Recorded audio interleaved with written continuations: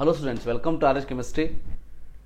So ನಮ್ಮ ವಿದ್ಯಾರ್ಥಿಗಳಿಗೆ ಯಾವುದೇ ರೀತಿಯ ಅನ್ಯಾಯವಾಗದಂತಹ ರೀತಿಯಲ್ಲಿ ನಾವೆಲ್ಲರೂ ಕೂಡ ಪ್ರಯತ್ನ ಮಾಡ್ತೀವಿ. ಅದಕ್ಕೆ ಒಂದು ಸಾಕ್ಷಿ ಇವತ್ತಿನ ಒಂದು ವಿಜಯವಾಣಿ ಪೇಪರ್ನ ಮೊದಲ ಪೇಜ್ನಲ್ಲಿ ಬಂದಿದೆ CET ಔಟ್ ಆಫ್ ಸಿಲೆಬಸ್ ಅಂಥೇಳಿ. ಮೊದಲ ದಿನವೇ ಎಡವಟ್ಟು ಪಠ್ಯಕ್ರಮದಲ್ಲಿಲ್ಲದ 21 ಪ್ರಶ್ನೆಗಳ ಘಾಟು ಅಂಥೇಳಿ. ಸೊ ಗೊತ್ತಿರಲಿ, ಅನುದಾನ ರಹಿತ ಕಾಲೇಜುಗಳ ಒಂದು ಒಕ್ಕೂಟ ಅಂಥೇಳಿ ನಾವು ಈಗೊಂದು 2 ವರ್ಷದ ಹಿಂದೆ ಶುರು ಮಾಡಿಕೊಂಡಿರುವಂಥದ್ದು ಕುಪ್ಮಾ ಅಂತ ಕರಿತೀವಿ. ಅದಕ್ಕೆ ಆಳ್ವಾಸ್ನ ಮೋಹನ್ ಆಳ್ವ ಅವರು ಅಧ್ಯಕ್ಷರಾಗಿದ್ದಾರೆ. ನರೇಂದ್ರ ಎಲ್ ನಾಯಕ್ ಅವರು ಎಕ್ಸ್ಪರ್ಟ್ ಕಾಲೇಜಿನ ಒಂದು ಫೌಂಡರ್, ಕುಪ್ಮಾ ಕಾರ್ಯದರ್ಶಿಯಾಗಿದ್ದಾರೆ. ಸೊ ಇವರೆಲ್ಲರ ಒಂದು ಅಧ್ಯಕ್ಷತೆಯಲ್ಲಿ ನಾವು ಈ ಒಂದು ಮ್ಯಾಟರನ್ನು ಇಲ್ಲಿಗೆ ಬಿಡೋದಿಲ್ಲ.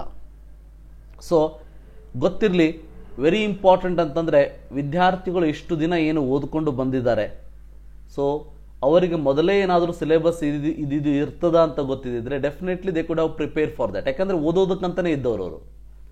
2 ಚಾಪ್ಟರ್ ಜಾಸ್ತಿ ಕೊಡಿ ಕಡಿಮೆ ಕೊಡಿ, it will not make a much difference. But ಮೊದಲೇ ಹೇಳಬೇಕಿತ್ತು. ಸೊ ಇಲ್ಲಿ ನೋಡಿ, ಇಲ್ಲಿ ಹೇಳಿರುವಂಥದ್ದು ಕೋಚಿಂಗ್ ಪಡೆದವರಿಗೆ ಸಮಸ್ಯೆ ಇಲ್ಲ, ಎಲ್ಲ ಪ್ರಶ್ನೆಗಳಿಗೆ ಅವರು ಸಿದ್ಧ ಇರುತ್ತಾರೆ, ಹಳ್ಳಿ ಸರ್ಕಾರಿ ಕಾಲೇಜು ಮಕ್ಕಳು ತತ್ತರ ಅಂತ ಹೇಳಿದ್ದಾರೆ. ಸೊ ಬರೀ ಹಳ್ಳಿಯವರು ಅಷ್ಟೇ ಅಲ್ಲ, ಈವನ್ ಸಿಟಿಯವರು ಕೂಡ ಅವರವರ ಕಾಲೇಜಸ್ಗಳಲ್ಲಿ ಈಗ ಇರುವಂತಹ PU ಸಿಲೆಬಸ್ಸನ್ನೇ ಕಲಿಸಿದ್ದಾರೆ ಹೊರತು 19-20ರಲ್ಲಿ ಅಥವಾ 2021-22ದಲ್ಲಿ ಇರುವಂಥ ಸಿಲೆಬಸ್ಸನ್ನು ಕಲಿಸಿಲ್ಲ. ಈವನ್ ನನಗೆ ಗೊತ್ತಿರೋ ಮಟ್ಟಿಗೆ 99% ಆಫ್ ದ ಕೋಚಿಂಗ್ ಇನ್ಸ್ಟಿಟ್ಯೂಷನ್ಸ್ಗಳಾಗಿರ್ಬೋದು ಅಥವಾ ಇನ್ಸ್ಟಿಟ್ಯೂಷನ್ಸ್ ಕಾಲೇಜಸ್ಗಳಾಗಿರ್ಬೋದು, ಯಾರೂ ಕೂಡ PU ಬೋರ್ಡ್ ಸಿಲೆಬಸ್ಸಿನ ಆಚೆ ಕಲಿಸಿಲ್ಲ. ಯಾಕಂದರೆ ಕಾಮನ್ ಸೆನ್ಸ್ ನಮಗೆಲ್ಲ ಏನು ಒಂದು ಕಾನ್ಫಿಡೆನ್ಸ್ ಇತ್ತು ಅಂದರೆ, ಯಾವಾಗ ನೀಟ್ ಮತ್ತು JEE ಸಿಲೆಬಸ್ಸೇ ರೆಡ್ಯೂಸ್ಡ್ ಅಂತ ಹೇಳಿದರು, ಎಕ್ಸ್ಟ್ರಾ ಒಂದು 2-3 ಕಾನ್ಸೆಪ್ಟ್ಸ್ಗಳನ್ನು ಚಾಪ್ಟರ್ಗಳನ್ನ ಆ್ಯಡ್ ಮಾಡಿದರು ಬಿಡಿ.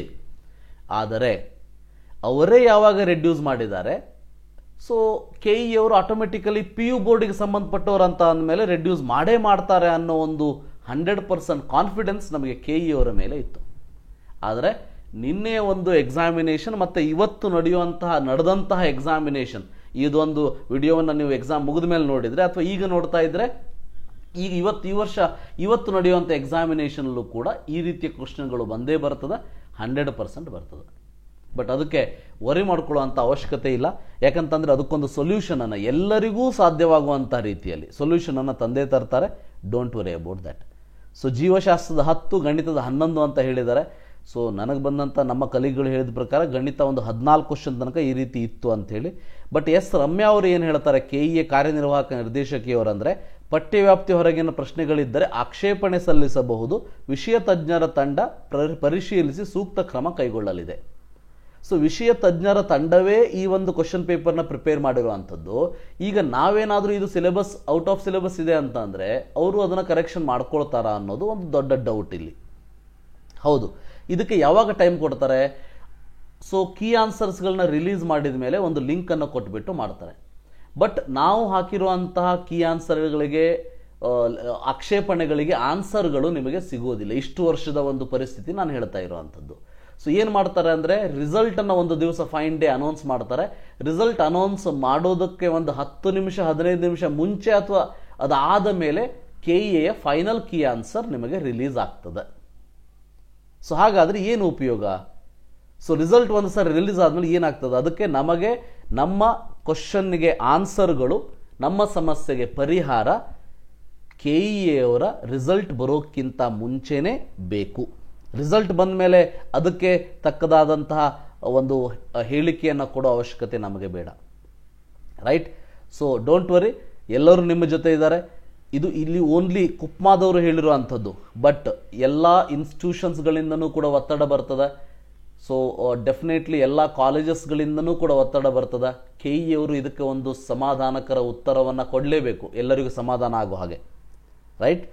ಸೊ ಮರುಪರೀಕ್ಷೆ ಮಾಡುವ ಸಮಸ್ಯೆ ಪರಿಹಾರವೇನು, ಮರುಪರೀಕ್ಷೆ, ಇದೆಲ್ಲ ಪೇಪರ್ನವರು ಥಿಂಕ್ ಮಾಡೋ ಅಂಥದ್ದು. ಕ್ರಮಾಂಕ ನೀಡೋದು ಅಥವಾ ಪಠ್ಯಕ್ರಮ ಹೊರತಾದ ಪ್ರಶ್ನೆ ಕೈಬಿಟ್ಟು ಉಳಿದ ಪ್ರಶ್ನೆಗಳನ್ನ ಮಾತ್ರ ಪರಿಗಣಿಸೋದು ಅಂತ ಹೇಳಿದ್ದಾರೆ. ಸೊ ನೋಡೋಣ ಅಂತ ಯಾವ ರೀತಿ ಹೇಳ್ತಾರೆ ಅಂಥೇಳಿ. ಸೊ ಎಕ್ಸಾಮ್ ಆಗಲಿ ಅಥವಾ ಎಲ್ಲ ಕ್ವಶನ್ಗೆ ಗ್ರೇಸ್ ಕೊಡೋದಾಗಲಿ, these are not the good solutions. But ಇದರ ಹೊರತಾಗಿ ಏನಾದರೂ ಉತ್ತಮವಾದ ಒಂದು ಉತ್ತರ KEಯವರ ಕಡೆಯಿಂದ ಬರ್ತದ, ಕಾದು ನೋಡೋಣಂತೆ. So CET out of syllabus question ಬಂದಿದೆ ಅನ್ನೋದು ಪೇಪರಲ್ಲೂ ಕೂಡ ಹೈಲೈಟ್ ಆಗಿದೆ, ನ್ಯಾಷನಲ್ ಲೆವೆಲ್ಲೂ ಕೂಡ ಹೈಲೈಟ್ ಆಗ್ತದೆ. ಸೊ ನಿಮ್ಮ ಕ್ವಶನ್ನಿಗೆ, ನಿಮ್ಮ ಒಂದು ಪ್ರಾಬ್ಲಮ್ಗಳಿಗೆ ಸೊಲ್ಯೂಷನ್ ಸಿಕ್ಕೇ ಸಿಗ್ತದೆ. Don't worry about that. ಇವತ್ತಿನ ಎಕ್ಸಾಮಿನೇಷನ್ ಚೆನ್ನಾಗಿ ಮಾಡಿ. ಸೊ ಆಲ್ರೆಡಿ ಎಕ್ಸಾಮಿನೇಷನ್ ಮುಗಿದ ಬಂದಮೇಲೆ ಈ ವಿಡಿಯೋ ನೋಡ್ತಾ ಇದ್ದರೆ ನಿಮ್ಮ ಎಕ್ಸಾಮಿನೇಷನ್ ಹೇಗಾಯಿತು ಅನ್ನೋದನ್ನು ಕಮೆಂಟ್ ಬಾಕ್ಸಲ್ಲಿ ತಿಳಿಸ್ಕೊಡಿ. ಸೊ ಇವತ್ತಿನ ಫಿಸಿಕ್ಸ್ ಮತ್ತು ಕೆಮಿಸ್ಟ್ರಿಯಿಂದ ಎಷ್ಟು ಕ್ವಶನ್ಸ್ಗಳು ಔಟ್ ಆಫ್ ಸಿಲೆಬಸ್ ಬಂದಿದೆ ಅನ್ನೋದನ್ನು ಸೊ ಸಂಜೆ ಡೀಟೇಲ್ ಆಗಿ ಹೇಳ್ತೀನಿ. So thank you. Have a nice day.